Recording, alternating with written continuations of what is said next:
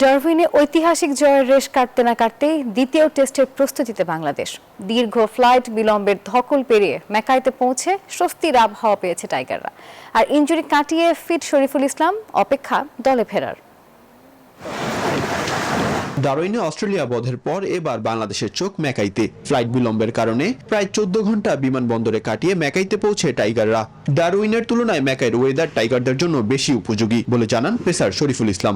আলহামদুলিল্লাহ, জার্নি খুব ভালো ছিল। আমাদের ফ্লাইট ডিলে হওয়ার কারণে ট্রানজিট একটু লম্বা হয়েছে। ম্যাকাইয়ের ওয়েদার আসলে বলবো খুবই সুন্দর, আমাদের জন্য অনেক ভালো, কারণ হালকা ঠান্ডা আছে।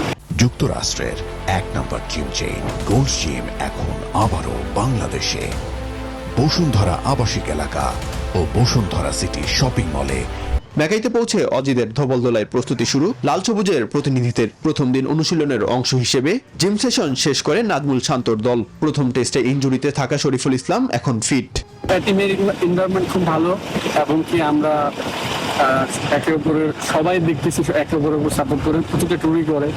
বাট আমরা এখন নেক্সট ম্যাচ নিয়ে চিন্তা করছি, খেলা দেখা দেখি।